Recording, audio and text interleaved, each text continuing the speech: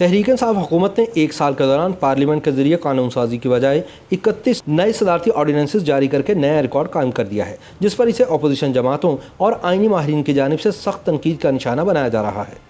12 اگست سن 2020 کو اختتام پذیر ہونے والے دوسرے پارلیمانی سال کے دوران حکومت کے نافذ کردہ صدارتی آرڈیننسز کی تعداد قومی اسمبلی سے منظور شدہ قوانین کی تعداد سے تجاوز کر گئی ہے، جو نہ صرف قانون سازی کے تناظر میں بلکہ اسمبلی کی کارروائی اور وزیر اعظم کی حاضری کے حوالے سے ملک کی اعلیٰ مقننہ کی مایوس کن کارکردگی کو ظاہر کرتی ہے۔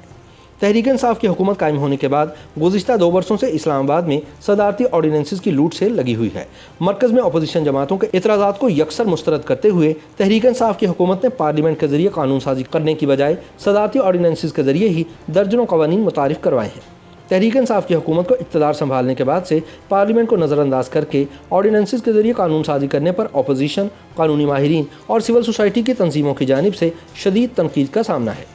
اعداد و شمار کے مطابق حکومت نے اپوزیشن جماعتوں کی سخت تنقید کے باوجود قانون سازی کے لیے زیادہ تر آرڈیننسز کا سہارا لیا اور گزشتہ پارلیمانی سال میں نافذ کیے گئے 7 آرڈیننس کے مقابلے میں دوسرے پارلیمانی سال کے دوران 31 آرڈیننس جاری کیے۔ ان میں 2 سب سے متنازع آرڈیننس بھی شامل ہیں، جس میں ایک قومی احتساب آرڈیننس سن 1999 اور دوسرا بھارتی جاسوس کلبھوشن یادو کو عالمی عدالت انصاف کے فیصلے کے تناظر میں کونسلر رسائی دینے سے متعلق تھا۔ مسلم لیگ نون اور پیپلز پارٹی کے اراکین نے ابتدا میں حکومت کی جانب سے گزشتہ ماہ آرڈیننس پیش کرنے کو ناقابل برداشت، ناقابل قبول اور قومی وقار کے خلاف قرار دے کر اس اقدام کی مخالفت کی تھی۔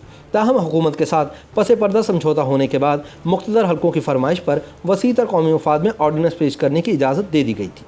دوسری جانب حکومت اپنے دوسرے پارلیمانی سال کے دوران قومی اسمبلی سے 29 بل منظور کروا سکی، جس میں ایک پارلیمان کے مشترکہ اجلاس کے دوران منظور کیا گیا تھا۔ گزشتہ سال قومی اسمبلی سے منظور کیے جانے والے 10 بل آئینی ترامیم اور 3 مالیاتی جبکہ 2 ضمنی مالیاتی بلز تھے۔ اس کے علاوہ اس میں 2 بلز گزشتہ قوانین کو ختم کرنے سے متعلق تھے، جو محض رسمی کارروائی تھی۔ اس برس حکومت نے پارلیمان سے مجموعی طور پر 30 بلز منظور کروائے، جن میں فائنانس ایکٹ سن 2020 اور پاکستان کو گرے لسٹ سے نکالنے کے لیے فائنینشیل ایکشن ٹاسک فورس کی شرائط سے متعلق 1 درجن بلز شامل تھے۔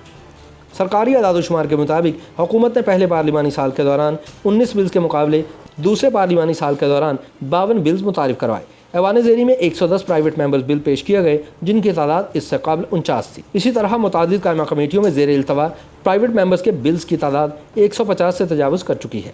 اس کے علاوہ حکومت نے ایک پارلیمانی سال کے دوران کم از کم 130 دن اجلاس کی شرط کو پورا کرنے کے لیے اسمبلی اجلاس کو کم از کم 2 ماہ تک محیط کر دیا۔ اعداد و شمار ظاہر کرتے ہیں کہ دوسرے پارلیمانی سال کے دوران قومی اسمبلی میں 133 دن اجلاس ہوا، تاہم 2 ورکنگ دنوں کے درمیان آنے والی 2 چھٹیوں کو شامل کیا گیا، جبکہ اجلاسوں کی حقیقی تعداد 91 تھی۔ گزشتہ برس کی طرح اس سال بھی متعدد اجلاس حکومت اور اپوزیشن کے مابین ایوان میں کشیدہ صورتحال کے باعث ہنگامہ آرائی کا شکار ہوئے، جس پر اسپیکر اور ڈپٹی اسپیکر کو ایوان میں نظم و ضبط برقرار رکھنے میں ناکامی پر عجلت میں اجلاس ملتوی کرنا پڑا۔ اس دوران اپوزیشن نے متعدد مرتبہ وزراء بالخصوص وزیر مواصلات مراد سعید کو جواب دینے سے روکنے کے لیے واک آؤٹ اور کورم کی نشاندہی کرنے کو اعلی کار کے طور پر استعمال کیا۔